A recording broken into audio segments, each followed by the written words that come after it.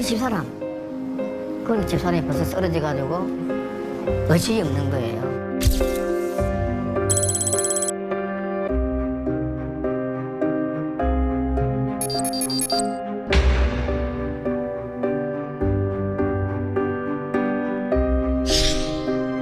곧 입법 예고를 할 생각입니다.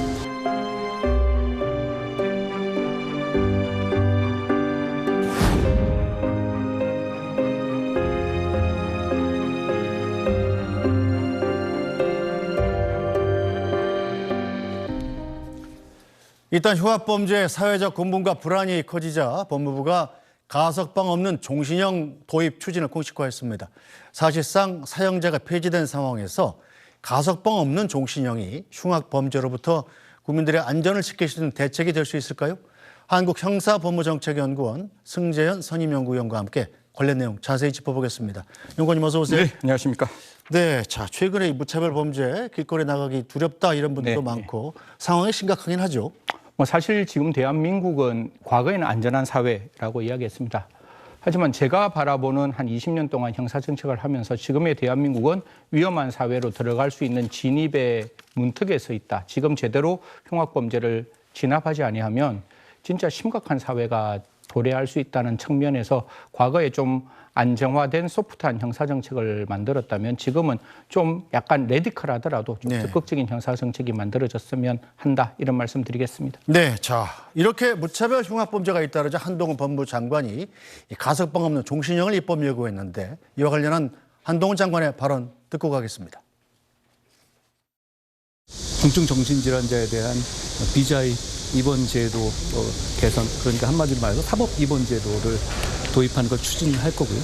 그리고 말씀하신 것처럼 법 집행 과정에서의 정당응이나 정당 방위 적용을 적극적으로 검찰이 할 것이고, 그리고 가석방 없는 종신형 도입하는 등 이 흉악범죄에 대한 처벌을 강화하려는 추진을 할 것이라는 말씀을 드립니다. 그 조항이 어렵진 않은 거거든요.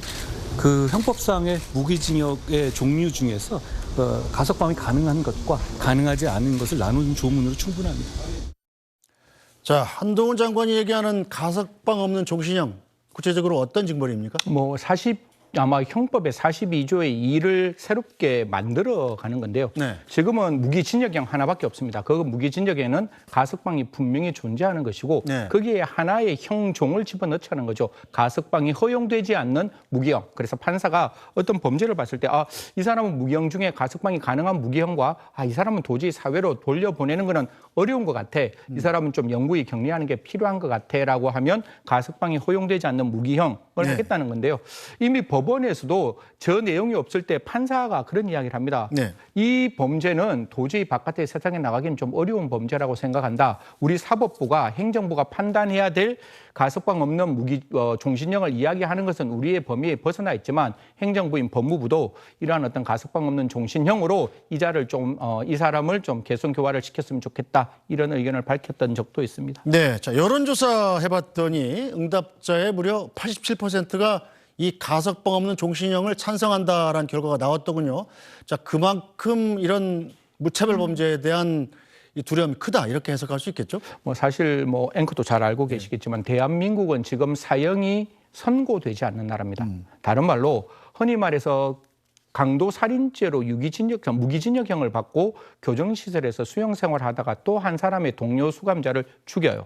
그럼에도 불구하고 2심에서는 사형이 선고되었는데 대법원에서 파기환송합니다. 사형하면 안 돼. 이렇게 이야기를 하고 법무부도 원래 그 사형에 대해서는 30년 동안 형집행시효가 있었는데 30년에 대한 형집행시효를 폐지함으로써 간접적으로 사형을 집행하지 않겠다라는 이야기를 했기 때문에 현재의 지금 상황에서 우리 흉악한 범죄자들에게 부과할 수 있는 최고의 형벌은 무기징역형밖에 없는 거예요. 근데 그 무기징역형은 사실상 20년만 지나면 가석방이 되도록 되어 있으니 국민들의 입장에서는 어떻게 보면 정당한 요구일 수 있죠. 이런 사람들이 사형도 집행되지 않고 선고되지 않는다면 적어도 가석방 없는 종신형 정도는 좀 새롭게 입법하는 게 필요하지 않겠느냐라는 국민의 의도가 담겨 있는 조사라고 생각합니다. 지금 현재 상황에서도 가석방을 하지 않고 사실상 종신형을 살게 할 수는 있지 있지 않습니까? 사실 지금은 없습니다. 지금은 우리 그렇습니까? 법은 그냥 무기징역형은 무조건 20년만 지나면 가석방이 허용되도록 되어 있는데 네. 앵커께 그냥 간단하게 사례를 하나 들어볼게요. 네. 지금의 왜 무기징역형 20년이 문제가 있는지 네. 혹시 전주환 사건 아시죠? 네. 신림동에서 무차별적으로 한 피해자를 사망에 이르게 했을 때 1심에서는 보복살인죄 40년 플러스 스토킹 범죄 9년 이래가 49년을 받았어요. 지금 네. 우리 저 신당역 앞에, 사례죠, 저게. 신당, 죄송합니다. 지하철역에서 스토킹하던 여성을 살해한 아주 흉악한 네네. 범죄였죠. 그래서 1심에서는 49년이 선고되었는데 우리 가석방 규정을 들여다보면 자녀 형기가 10년 이상 가석방이 남으면 안 돼요. 네. 그럼 39년까지 이제 수용 생활을 해야 되는 거예요. 그런데 무기징역형을 받으면 그런 제한이 없어요. 20년만 수용하면 가석방이 가능하다. 이렇게 만들어 놓으면 앵커 입장에서도 야 무기징역형이 유기징역형보다 가석방 기간이 짧을 수 있네. 네. 이게 지금 대한민국의 현실적인 무기징역형의 내용이기 때문에 지금 단순한 무기징역형은 사형을 대신할 수 없다. 그래서 가석방 없는 종신형이 필요하다. 이렇게 법무부도 생각하는 거고 그다음 일반 국민도 저는 가석방 없는 종신형이 필요한 거 아니냐라고 네. 의견을 밝히고 계시는 겁니다. 자, 그렇다면 확정된 징역형을 받는 것보다 무기징역 받는 게 오히려 피해자한테는 유리할 수가 있다 이런 그렇죠. 말씀이시군요. 예, 그런 어떤 불합리를 해결하기 위해서는 결국 가석방 없는 종신형은 지금 같은 경우에는 물론 그 자체의 문제점은 조금 우리가 이야기하겠지만 선택의 문제가 아니라 당해의 문제로 가지고 올 수밖에 없는 거 아니냐라는 말씀드리겠습니다. 네, 지난해 1월에 보면 항소심 재판부가 이 세 모녀 살해범 네, 김태현이 있지 않습니까? 예. 이런 상황을 고려한 판결을 내리기도 했다고요. 네, 항소심에서 그런 이야기를 합니다. 항소심 판사가 굉장히 이렇게 이례적으로 그 판결문에서 내용을 밝히고 있는 건데요.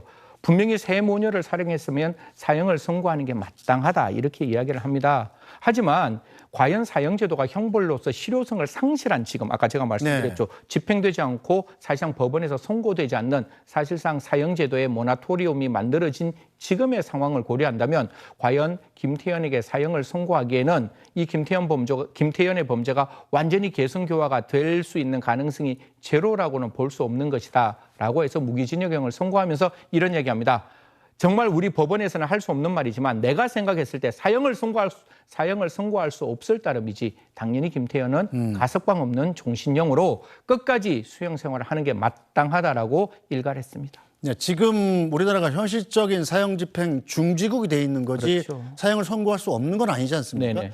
자, 그럼에도 불구하고 사형 집행을 할 수 없는 이유가 여러 가지 외교 문제 때문이라고도 하던데 그건 무슨 얘기입니까? 예, 법리적인 문제와 외교적인 문제 두 가지를 네. 설명을 드리겠습니다. 우리나라 헌법에는 기본권을 제한하는데 기본권의 본질적인 측면을 제한할 수 없다라고 그렇게 이야기하고 있습니다. 그러다 보니까 네. 생명권이라는 게 기본권이라면 그 기본권의 가장 본질적인 게는 생명 아니겠어요? 네. 근데 사형이라는 것은 그러한 어떤 본질적인 기본권인 생명을 박탈하는 거기 때문에 법 이론적으로 사형제도가 과연 생명을 박탈하는 사형제도가 법리적으로 합당할 것인가? 이게 첫 번째 문제고 두 번째 문제는 우리가 이제 외교와 다자 조약을 맺고 있는데 그게 네. 아마 유럽에 있는 32개국과 유럽 평의에서 우리가 범죄인 인도 조약을 맺었습니다. 네. 범죄인 인도 조약을 맺었는데 범죄인 인도 조약을 꼼꼼하게 다 들여다보면 다자 조약뿐만 아니라 양자 조약에서도 사형이 집행되는 국가에는 그 범죄인을 인도하지 않겠다는 인본주의적 어떻게 보면 인도주의적 규정이 들어와 있어요. 네. 그러면 우리나라에서 만약에 사형이 집행된다면 정말 나쁜 사람들이 어디로 도망가겠습니까? 유럽으로 도망간다. 도망가서 그러면 우리가 범죄인 인도 요청하면 범죄인 인도에 대해서 그 나라가 너희 나라는 사형을 집행하니 이 사람 범죄인 인도 해줄 수 없어라고 말할 수 있는 가능성이 열려 있으면 어떻게 보면 사형을 집행함으로써 얻는 이익과 사형을 집행하지 않고 범죄인을 인도함으로써 받는 이익 중에 무엇이 더 타당할지는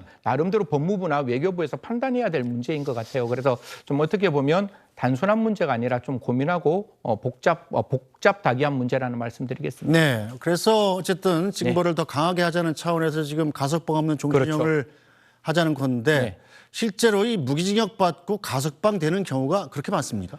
분명히 존재는 합니다. 왜냐하면 한 20년 정도 살고 난 다음에 이 사람이 개선교화가 충분하고 재범의 어떤 위험이 없다면 이런 사람들에게 가석방을 해주는 거고 가석방의 어떤 수치를 바라보면 네. 그 수치가 분명히 늘어날 수는 있어요. 다만 지금 나왔다시피 거의 2018년에는 갑자기 늘었는데 저도 그 내용을 좀 알고 싶어서 법무부에 요청했는데 아직까지 거기에 대한 답변은 듣지 못했는데요.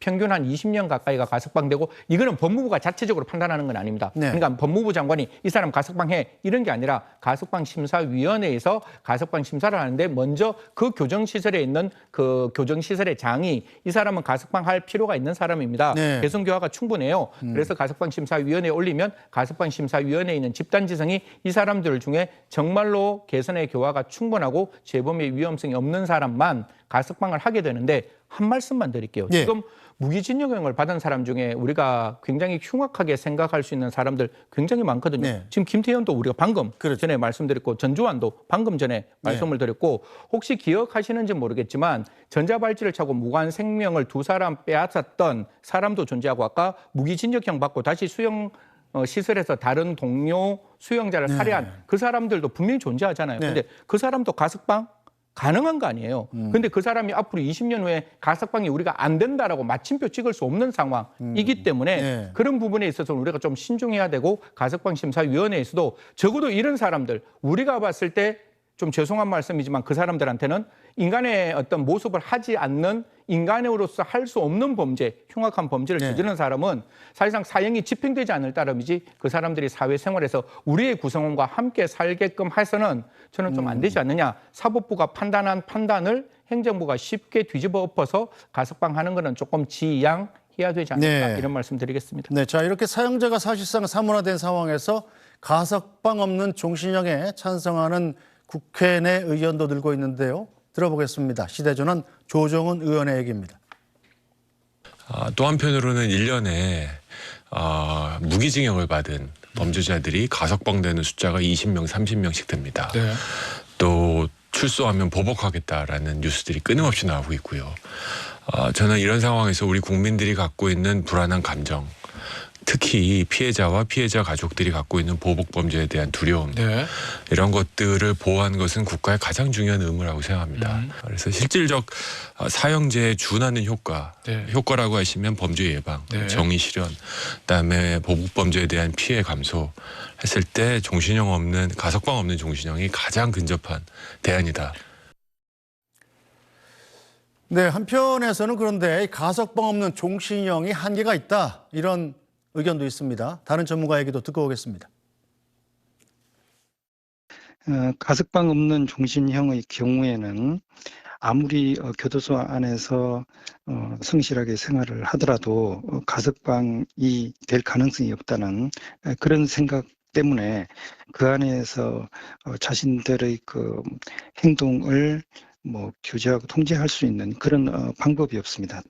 사실 종신형에 처한다 그러면 그 교도소 내에서 이제 그 행동하는 것도 서로 이제 조심을 하고 그렇게 이제 하는데 문제는 이 사람이 가석방이 되기 위해서 자기가 교도소 안에서 생활을 조심하고 여러 가지 규칙들을 지키려고 하는 그런 동기부여가 이제 되기가 어렵다라는 그런 한계가 있는 겁니다. 네.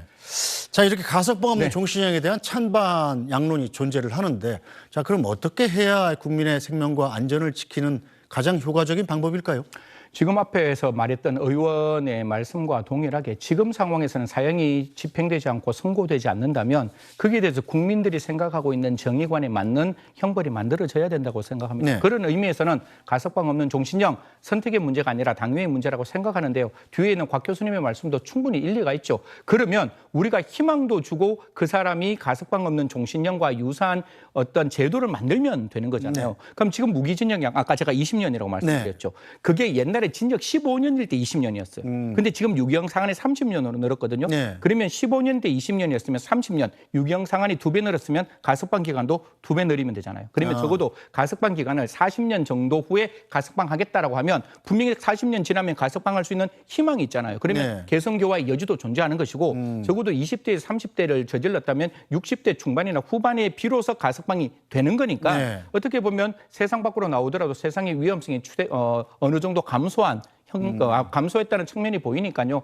가석방 없는 종신형 지금은 필요하지만 나중에는 한번 무기형의 가석방 기간을 조금 더 늘리는 한 40년 내지 50년으로 하는 것 그게 가석방 없는 종신형과 동등한 효과가 나오지만 또한 개선교화의 어떤 그 여지를 남기고 있다는 측면에서 한번 고려해 볼 만한 개정안이라고 말씀드리겠습니다. 네. 자, 그런 대안도 있겠군요. 예. 자, 승재현 한국형사본부 정책연구원 선임연구위원이었습니다. 오늘 말씀 잘 들었습니다. 네, 고맙습니다. 네, 뉴스 브리핑은 잠시 뒤에 돌아오겠습니다.